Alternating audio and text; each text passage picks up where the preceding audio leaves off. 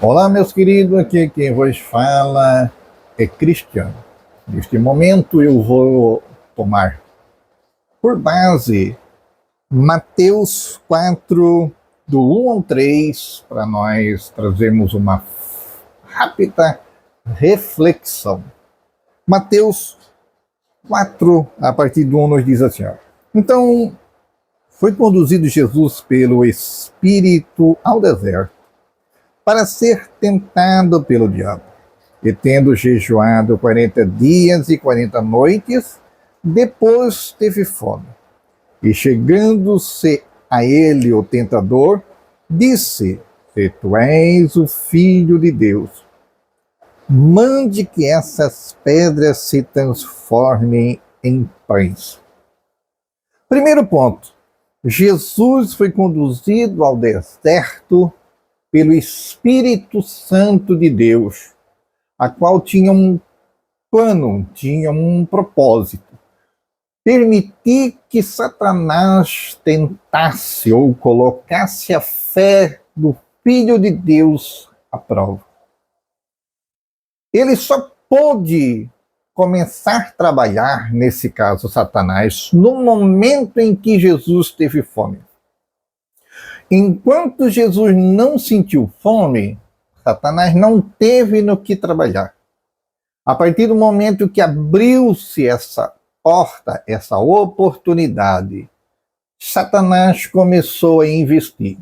E o primeiro investimento que ele teve foi exatamente em cima da necessidade de Jesus, que era a fome do seu próprio corpo, do seu próprio estômago. E ele não tinha muita alternativa, então ele olhou para umas pedras que ali estavam e disse: Olha, se tu és o Filho de Deus, mande que essas pedras se transformem em pães.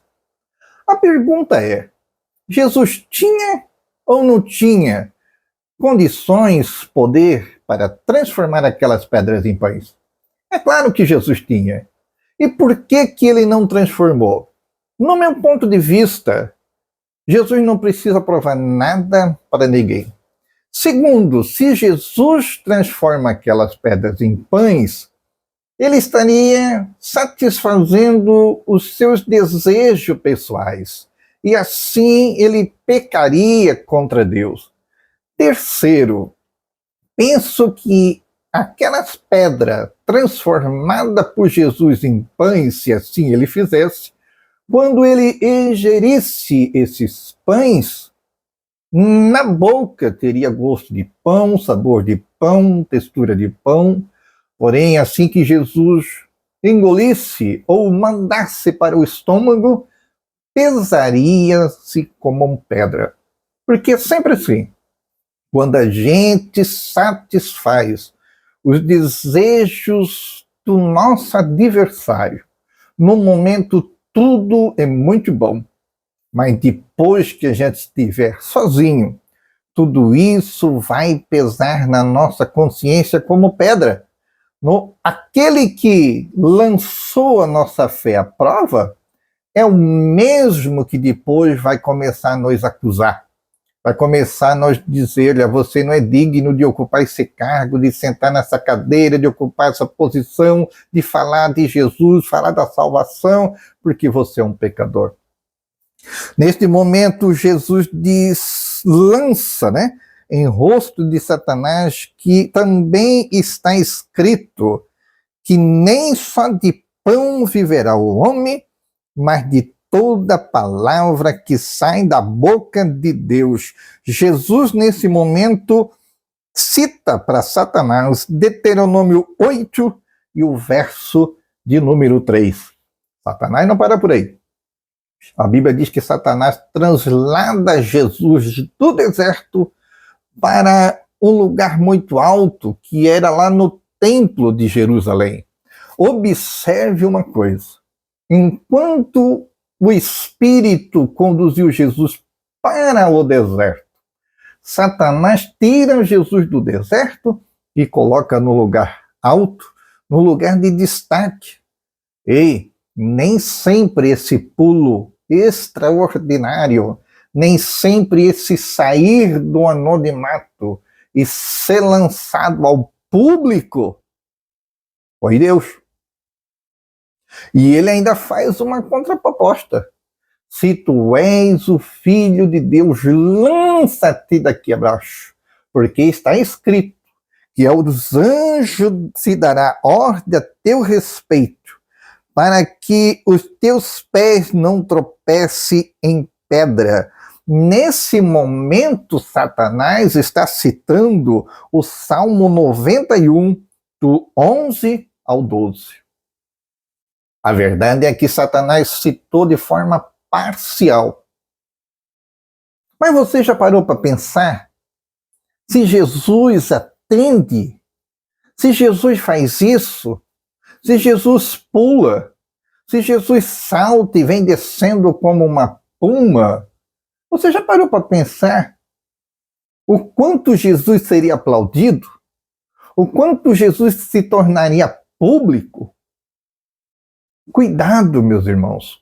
Muitas vezes a gente é colocado à prova e muitas vezes é nos pedido para nós se lançar, para nós pular, por causa que nós temos um potencial muito grande, porque o nosso conhecimento é isso, que o conhecimento é aquilo, e se você fazer isso, vai se abrir muitas portas para você. Cuidado, veja de onde que está vindo essas palavras. Será que realmente são de Deus? Será que muitas vezes não é o nosso inimigo citando algumas coisas parciais para ver se nós colocamos nossos pés nas suas armadilhas, nas suas ciladas? Aí a minha Bíblia diz que Deus novamente diz para Satanás, também está escrito, nem não tentarás o Senhor teu Deus. Jesus, nesse momento, cita Deuteronômio 6 e 16. Mas não para por aí. A Bíblia diz que Satanás tira Jesus do templo, lá do alto, e leva para um monte muito alto, da onde dava para ver todos o reino da terra. Aqui é alguns comentaristas, uns dizem que era um lugar que dava para ver todos o reino da terra, outros dizem que Jesus realmente foi levado para esse lugar muito alto, mas Satanás transformou aquele ambiente como que numa visão e fez a proposta para Jesus. Enfim, não vou entrar nesse critério. Eu vou ficar com a palavra que diz que ele apresentou todos os reinos, todas as glórias dessa terra, e disse, tudo isso eu vou te dar, se você dobrar o seu joelho e me adorar. Em outras palavras, Satanás está pedindo para que Jesus preste a ele o seu culto. Irmãos, muitos caem nessa tentação. Muitos recebem, não vou dizer diretamente de Satanás de um ponto de vista humano, mas muitas vezes dos seus servos. Eles oferecem, eles fazem a proposta e muitos deixam de prestar o culto para Deus. E com as suas atitudes começam a prestar o culto para o próprio adversário. Cuidado, porque toda a glória dessa terra, ela é momentânea, ela é passageira, mas aquilo que é eterno, muitas vezes não se vê aqui na terra, mas vai se ver o dia em que estivermos passando com Cristo toda a eternidade. É nesse momento que Jesus repreende Satanás e diz, para trás de mim, Satanás, porque somente ao Senhor Deus adorarás, e só a Ele servirás. Nesse momento, Jesus está citando Deuteronômio 6 e 13. E aí a Bíblia diz que Satanás o deixou, e chega o verso 11, então o diabo o deixou, e eis que chegaram os anjos e o serviram.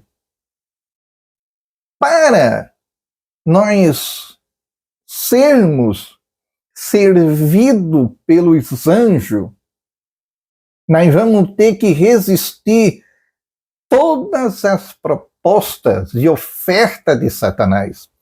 O próprio Jesus disse que se nós permanecemos firmes, um dia, após o arrebatamento da igreja, após o período de nós recebermos os nossos galardões, a nossa recompensa, daquilo que nós fizemos aqui nessa terra, aí nós vamos sentar à mesa, junto com Abraão, junto com Isaac, junto com Jacó, e a Bíblia diz que o próprio Senhor Jesus Cristo vai nos servir.